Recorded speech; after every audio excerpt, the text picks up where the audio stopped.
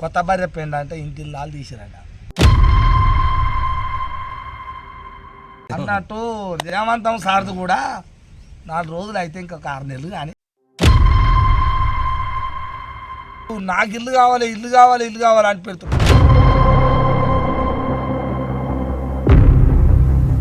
తెలంగాణ రాష్ట్రం అప్పు అని ఉల్లిగడ్డ పొట్టు మీద ఎగిరిపోయినట్టే ఎగిరిపోతుంది.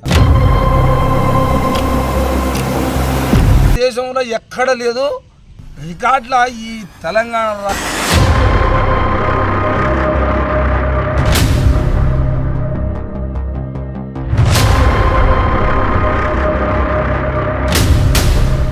ఇప్పుడు బాగా అప్లై అయినాయి అంటారుగా. ఈ రాష్ట్రం అంట 6,70,00,000 ఎన్నో దాని పాడుగా నాశనం అయిపోను. ఇన్ని లక్షల కోట్ల రూపాయలు అప్పయింది అంటారు. అన్ని లక్షల కోట్ల రూపాయలు అప్పయిందంట. మళ్ళీ అప్పుడేమో ఇంత ముందుకేమో ఈ భారతదేశంలో ఎక్కడ లేదు రికార్డుల ఈ తెలంగాణ రాష్ట్రం ఉన్నంత రికార్డు ఇక ఏ దేశంలో లేదని అన్నాడు. మళ్ళీ ఆయన కేశవారు ఈ రాష్ట్రం ఉన్నంత ఏ రాష్ట్రం లేదన్నాడు.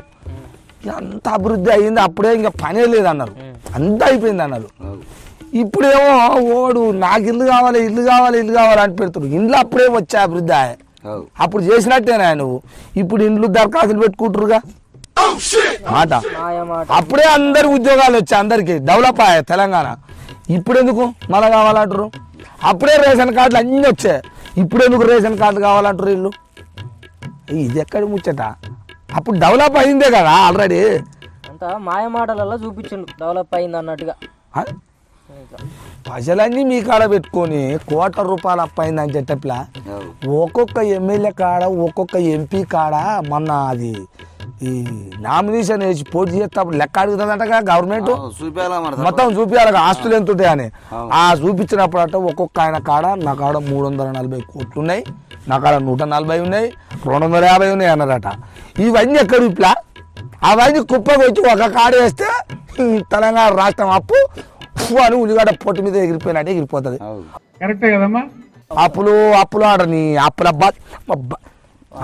నీడు చదువుకున్న వాళ్ళు అడగాలప్ప ఇది. నువ్వే చెప్తున్నావు తాత, అడుగుతాం ఇక ఏం చేయం మరి. మీరు నోరు మూసుకొని కూర్చుని అనుకో. ఇంత చదివి ఇప్పుడు డిగ్రీ చదివినా నువ్వు చదివి ఏం సగలా అంటే ఏమి లేదు, సరుకు లేదు, సంగతి లేదు, సబ్జెక్టు లేదు, ఆబ్జెక్టు లేదు, శుష్క ప్రియాలు, శూన్య హస్తాలు, అంత వాటిదే డబ్బా, బబ్రాజమానం, భజగోవిందం, ఇంతకు మించి ఏమీ లేదు. బర్రం కాసుకున్నా నువ్వే రేషన్ కార్డు కావాలంటు, నాకు ఇల్లు కావాలంట. అట్లా ఇప్పుడు నిలబడి ఇక కొత్తగా పెట్టుకున్నాం మరి అయిందా కాదు అది అప్లై చేసుకున్నావా చేసినా మరి. ఆ పిల్లది ఆధార్ కార్డు గిట్ట మార్చుకో మళ్ళీ నువ్వు మీ ఇంటి పేరు చేసుకో. ఎందుకంటే మళ్ళీ అక్కడి ఆధార్ కార్డు అని నువ్వు తీరా దరఖాస్తు ఇల్లు వచ్చే మూమెంట్లో నువ్వు ఇటాటన్నావు అనుకో, ఇది లేదు అది లేదు అని మళ్ళీ అదొక పంగనామా. నువ్వు అది రాకముందు దబదబ తయారు చేసి పెట్టుకో, ఆ పిల్ల పేరు మార్పించుకో, మీ ఇంటి పేరు చేపించుకో మంచిగా. చూడు ఆర్వాట మీకు ఇంకో కేశవారు కూడా గృహలక్ష్మా ఏమైనా గృహలక్ష్మి వచ్చిందంటే మండలం మొత్తం కుప్పలు నిండిపోయింది. దరఖాస్తులు పెట్టుకుని 500, 600, 500 ఖర్చు పెట్టుకున్నారు. కత్తిరుగా వచ్చిందా? I'm sorry, my heart is bleeding. Xerox centre వాళ్ళు మనోళ్ళే వాళ్ళు కూడా కానీ బతికిరు. అయిపోయిందా? కాగితాలు అల్లం బతికించరు, అది పోయిందా? ఇప్పుడు కూడా గీత అంతే. ఇగో కొత్త భార్య పెండ అంటే ఇంటి లాలు తీసిరంట. నేను తీస్తా ఓ నాయన ఇవాళ నేను తీస్తా. వద్దురా అంట, అంతది రా నీ అమ్మ, అది కొత్తది రా అన్నాడట. ఏం కాదు నేను ఒక్కనాడన్నా తీస్తా నాయన ఓయమ్మ అన్నదట పిల్లలు. ఓ కొడుక ఇది ఎట్లా ఉంటుందని ఇక ఇంటి దాలు తీపించారు. రోజు ఒకటి తీసిండట పెండ.